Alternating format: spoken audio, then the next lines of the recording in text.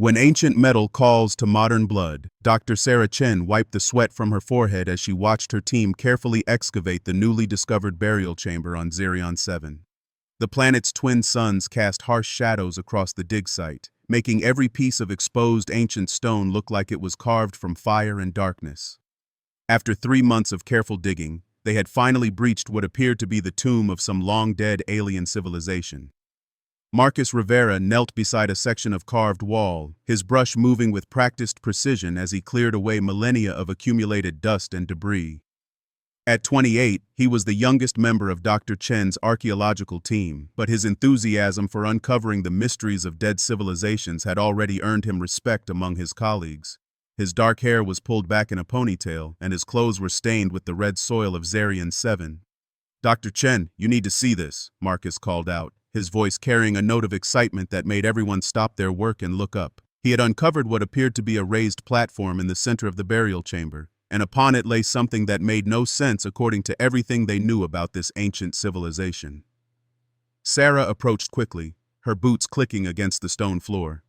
What she saw made her breath catch in her throat. Lying on the platform was a sword, but unlike any weapon she had ever encountered in 30 years of archaeological work. The blade appeared to be made of some kind of crystalline material that seemed to absorb light rather than reflect it.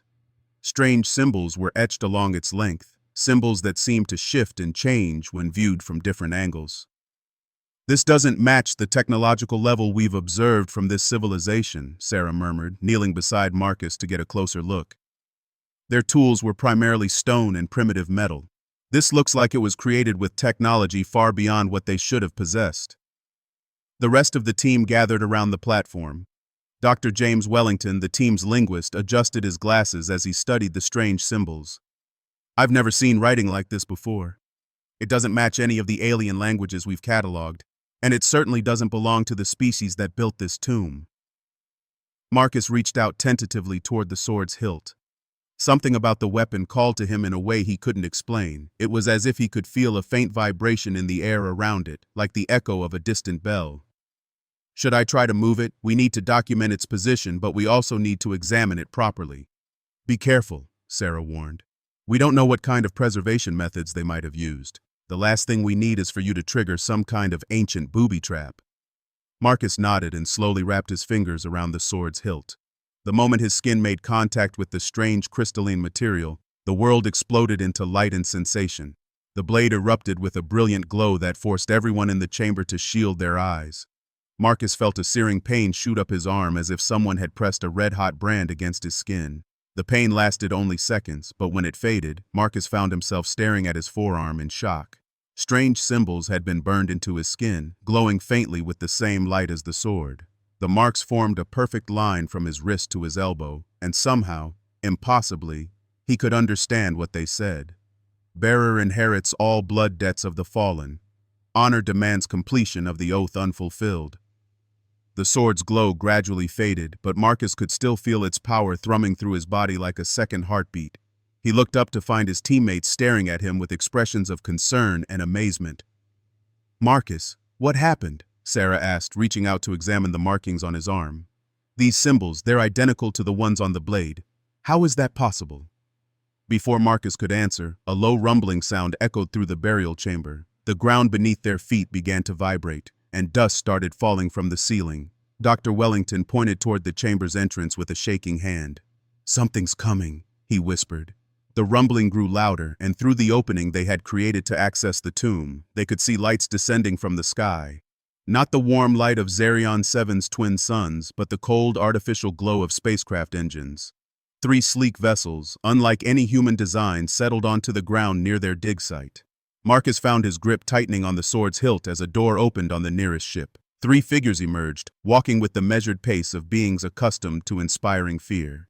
They were tall and slender, with blue-gray skin that seemed to shimmer in the light. Their eyes were large and completely black. And they wore what appeared to be ceremonial armor decorated with symbols that matched those now burning on Marcus's arm. The lead figure stepped into the burial chamber and immediately froze when its gaze fell upon Marcus and the sword. It spoke in a language that sounded like wind chimes mixed with the crash of distant thunder, but somehow Marcus understood every word. "Impossible. The debt blade of Thexel has chosen a new bearer. After 50,000 years, the ancient oath stirs once more. Sarah stepped protectively in front of Marcus, though she had no idea what protection she could offer against beings with such advanced technology. Who are you? What do you want with our archaeological expedition? The alien leader's attention shifted to her, and when it spoke again, it used heavily accented but understandable English. I am Veltar of the Council of Five Worlds. We have monitored this dead planet for millennia, waiting for the day when the debt blade would awaken. Your companion has inherited a burden beyond his understanding. Marcus stepped forward, the sword still gripped firmly in his hand. What kind of burden? What is this debt blade you're talking about? Veltar's expression became grave. 50,000 years ago, the greatest warrior our species ever produced made an oath to protect the innocent against an ancient evil. Thexel wielded that blade in countless battles against the Shadow Devourers, beings that consume entire civilizations to feed their endless hunger. He died before his mission was complete, and the blade has waited for one worthy to finish what he started. The burning sensation in Marcus's arm intensified, and suddenly his mind was filled with images that were not his own. He saw vast fleets of darkened ships moving between stars, leaving nothing but empty space in their wake. He watched as entire planets withered and died, their life force drained away to feed something vast and terrible. He felt the determination and desperate hope of the warrior who had carried this blade into battle against impossible odds. The Shadow Devourers, Marcus gasped, the visions fading but the knowledge remaining. They're still out there, aren't they? Veltar nodded solemnly. They sleep in the deep void between galaxies, but they stir from time to time. The awakening of the debt blade will call to them. They will know that Thexel's heir has emerged, and they will come to finish what they started. As if summoned by his words, a new alarm began sounding from the alien ships. Veltar's companions rushed to communicate with their vessels, speaking rapidly in their musical language. The leader's face darkened as he received their report. They come sooner than expected. Shadow Devourer scouts have detected the blade's awakening. They are already entering this system. The sky above Zerion 7 began to darken, but not with the approach of night. Ships were emerging from hyperspace, dozens of them, their hulls so black they seemed to absorb light itself. They moved with a predatory grace that made Marcus's skin crawl, and he could feel the sword in his hand responding to their presence with increasing warmth. Dr. Chen, get everyone back to our ship, Marcus said, his voice steady despite the fear he felt building in his chest. Contact the orbital station and tell them to prepare for immediate evacuation. Sarah stared at him in confusion. Marcus, we can't just abandon the dig site. This discovery could change everything we know about ancient civilizations. If we don't leave now, there won't be anyone left to study ancient civilizations, Marcus replied. The sword's glow was growing brighter, and he could feel something awakening within him, a strength and determination that didn't belong to him but was becoming part of him nonetheless. The first of the Shadow Devourer ships reached the planet's atmosphere, and the temperature around the dig site began to drop. Frost formed on the ancient stones of the tomb, and the air itself seemed to grow thick and oppressive. Marcus could hear something like whispers at the edge of his consciousness, voices speaking in a language that predated civilization itself. Veltar and his companions had drawn weapons that looked like they were made of crystallized lightning. Human bearer of the debt blade, if you would honor the oath you have inherited, stand with us now. The Shadow Devourers must not be allowed to establish a foothold in this system. Marcus looked at his teammates, all of them staring at him with expressions of confusion and growing fear. He thought about the peaceful life he had known just minutes ago, cataloging artifacts and uncovering the secrets of dead civilizations. That life seemed impossibly distant now, separated from this moment by an inheritance he had never asked for and a duty he didn't understand. But as the Shadow Devourer ships descended toward them like falling pieces of the night sky, Marcus felt the weight of something greater than himself settling onto his shoulders. 50,000 years ago, a warrior had fought and died to protect the innocent. Now that responsibility had passed to him, whether he wanted it or not. The sword in his hand pulsed with ancient power, and Marcus made his choice. Dr. Chen, take the team and get to safety. I'll buy you as much time as I can. Marcus, you don't even know how to use that thing, Sarah protested. Marcus smiled grimly, feeling knowledge that wasn't his own flowing through his mind. I'm learning fast. The first Shadow Devourer touched down 50 meters from the dig site, and creatures that looked like living nightmares began pouring out of its dark interior. The real battle, was about to begin. The Inheritance of War. 3 days had passed since the first attack on Zerion 7, and Marcus was beginning to understand why Thexel had fought for 50,000 years without completing his mission. The Shadow Devourers were relentless, arriving in waves that seemed to test not just their defenses but their will to continue fighting. Dr. Chen had successfully evacuated the archaeological team to the orbital research station, but she had refused to leave Marcus behind. Now she found herself in the command center of Veltar's flagship, watching tactical displays that showed Shadow Devourer movements across the entire star system. The station itself had been transformed into a fortress, its scientific laboratories converted into weapon manufactories as human ingenuity merged with alien technology. Marcus stood on the ship's observation deck, the det blade secured at his side. The markings on his arm had spread during the fighting, creating an intricate pattern that extended from his fingertips to his shoulder. Each mark represented a shadow devourer he had destroyed, and the blade's power grew with every victory. But he was learning that power came with a price. "The weapon is changing you," Veltar observed, approaching with the quiet grace typical of his species. Thexel experienced the same transformation. The blade bonds with its wielder, sharing its memories and its purpose. Marcus nodded, his eyes fixed on the dark shapes moving between the stars. "I can feel them out there. They're not just hunting the blade, they're feeding on the fear and desperation of everyone in this system. Every death makes them stronger." Through their neural link, established when he first touched the blade, Marcus could sense the Shadow Devourer's true nature. They were not simply predators seeking food. They were something far worse. Beings that consumed the very essence of life itself, growing stronger with each civilization they devoured. They had been old when Thexel first opposed them, and 50,000 years of feeding across the galaxy had made them nearly unstoppable. "The Council of 5 Worlds has agreed to share our knowledge with your species," Veltar continued. "Your people's adaptability and innovation may be the key to ending what Thexel started, but the cost will be enormous." A new voice interrupted their conversation.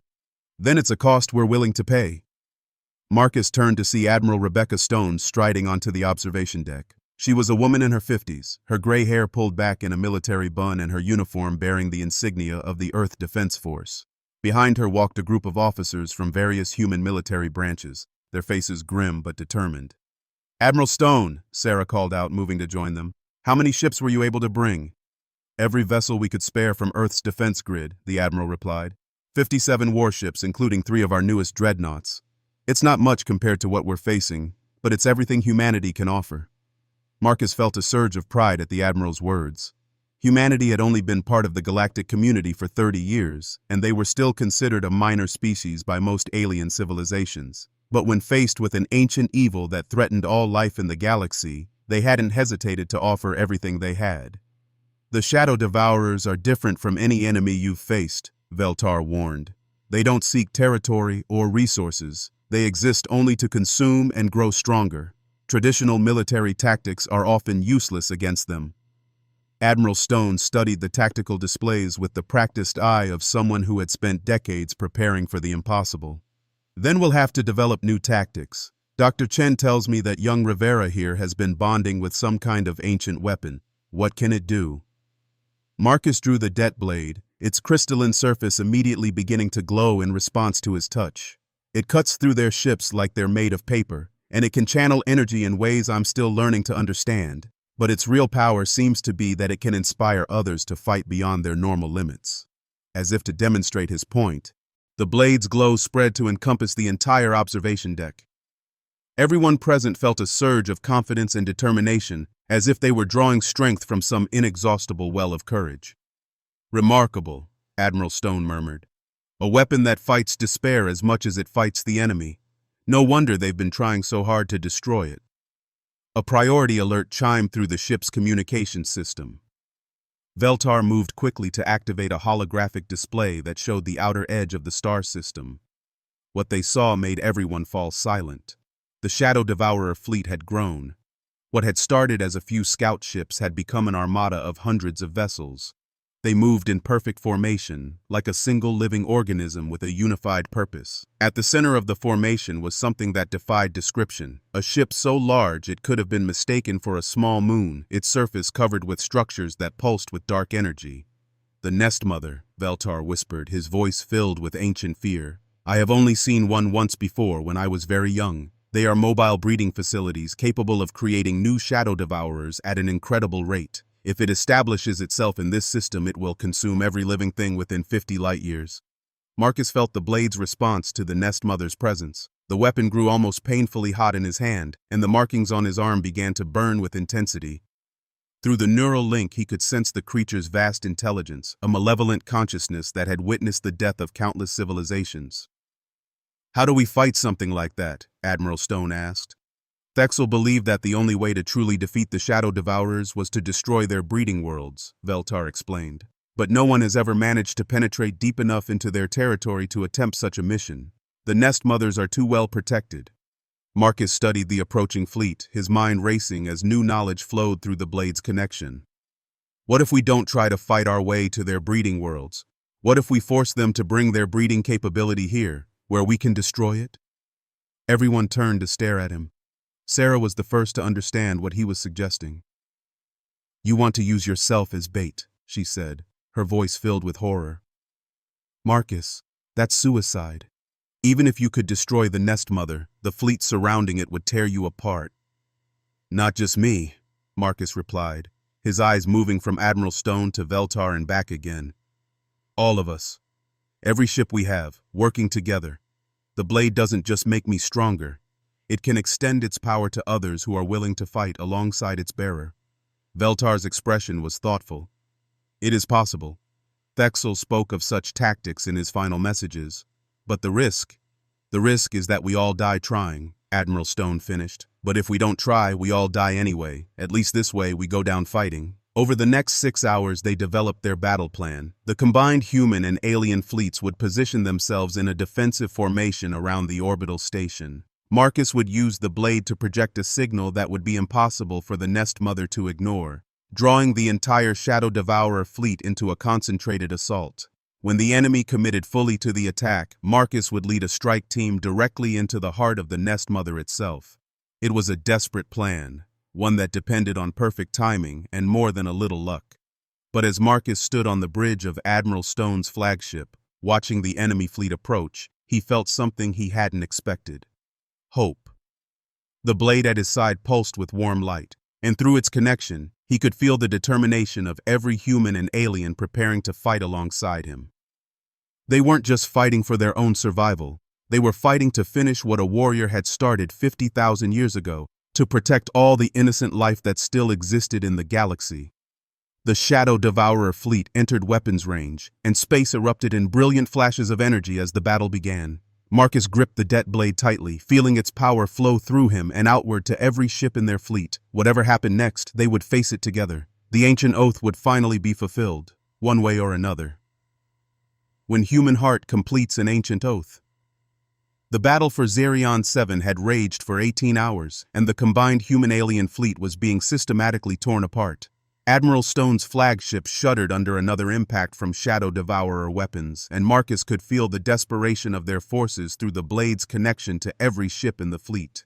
They had managed to hold the enemy back from the orbital station, but at a terrible cost. "Admiral, we've lost the resilience in the New Tokyo," reported Commander Hayes from the tactical station. "That brings our losses to 31 ships. We can't maintain this defensive posture much longer." Admiral Stone's jaw was set in grim determination as she studied the tactical display. The Nest Mother hung in space like a malevolent star, protected by hundreds of smaller vessels. Every few minutes, it would pulse with dark energy, and new Shadow Devourer fighters would emerge from its depths to join the assault. "Marcus, whatever you're planning to do with that blade, it needs to happen soon," the Admiral said. "We're running out of ships to protect you with." Marcus stood at the center of the bridge, the det blade held before him like a beacon of light in the growing darkness. The markings on his arms had spread across his entire body during the battle, creating an intricate pattern that glowed with the same energy as the weapon itself. He could feel the pain and fear of everyone fighting alongside him, but also their unwavering determination to see this through to the end. Dr. Chen, are you ready? He called out to Sarah, who was stationed at a modified science console that had been hastily converted to interface with the blade's energy patterns. Sarah's hands moved quickly across the alien controls, her archaeological training proving surprisingly useful in understanding the weapon's ancient technology. The resonance patterns are synchronized. If your theory is correct, the blade should be able to project its power across the entire enemy fleet. Veltar approached from the communication station, his expression grave.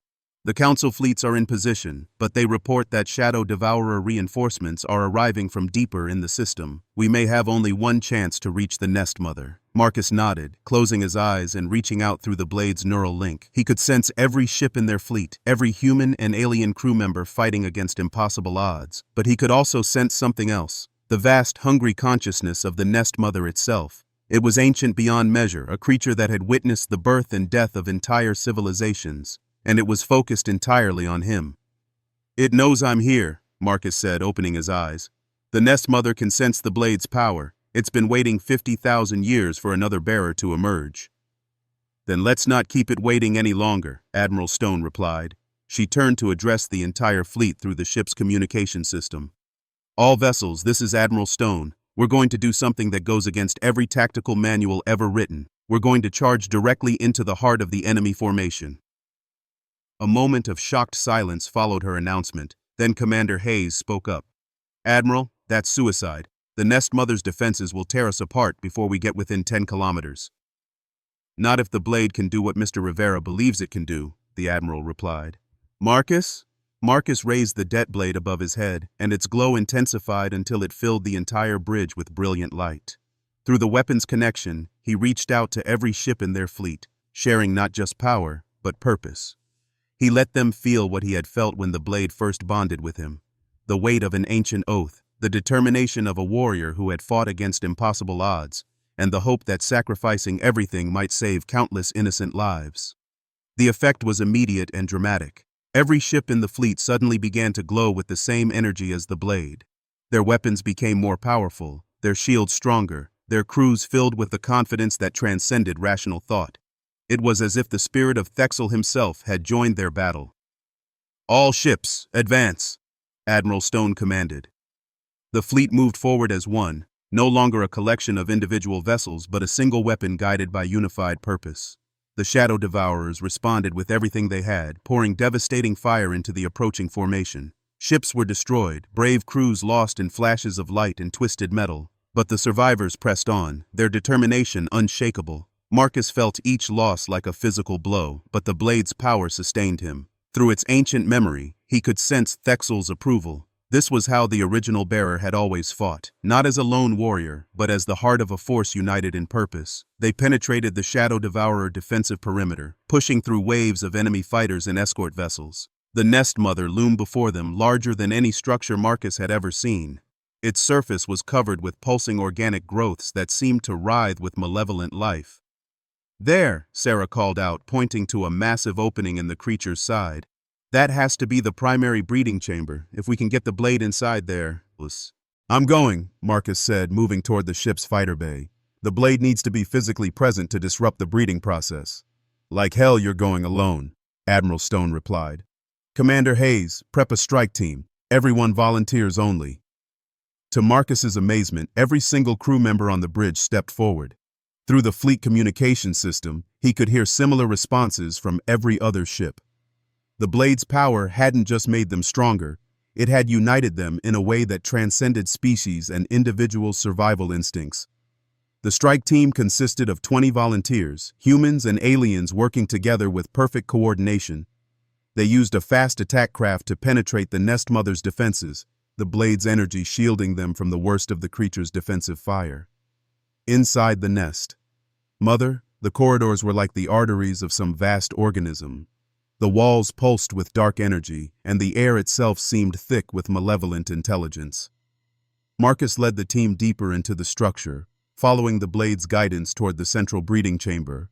They encountered resistance. Shadow Devourer warriors that seemed to be part of the ship itself, emerging from the walls to attack with weapons that drained life energy on contact. But the strike team fought with inhuman coordination, each member anticipating the other's moves as if they shared a single mind. The central chamber was a vast spherical space filled with floating pods, each one containing a developing shadow devourer. At the center of the chamber hung the queen herself, a creature so ancient and powerful that her presence made reality itself seem unstable. "So," the queen spoke, her voice echoing inside their minds rather than their ears. "Another bearer of Thexel's blade comes to face me. Do you know how many I have consumed over the millennia? Each one believed they could succeed where others had failed." Marcus stepped forward, the blade's light pushing back the oppressive darkness that surrounded the queen.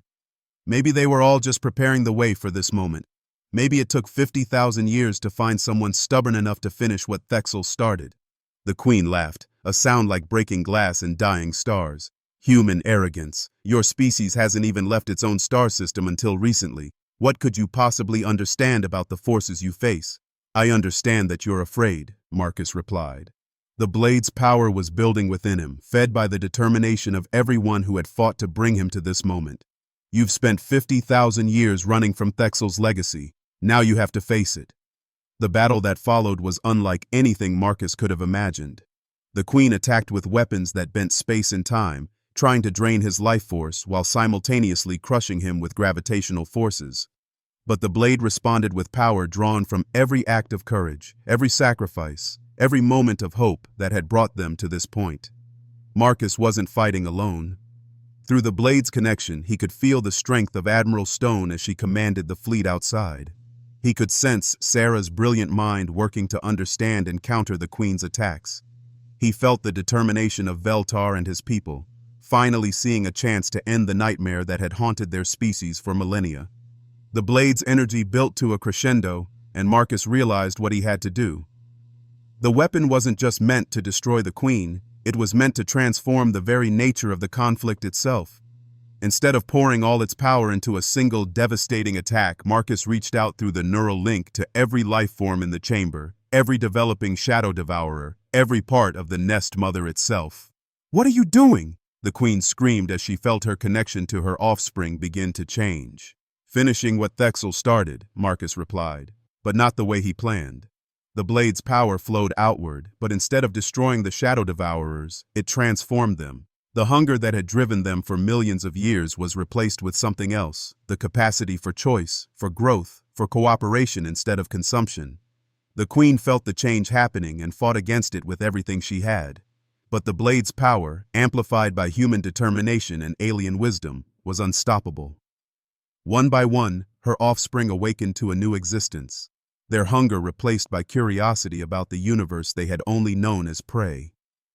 When the transformation was complete, the queen herself was changed.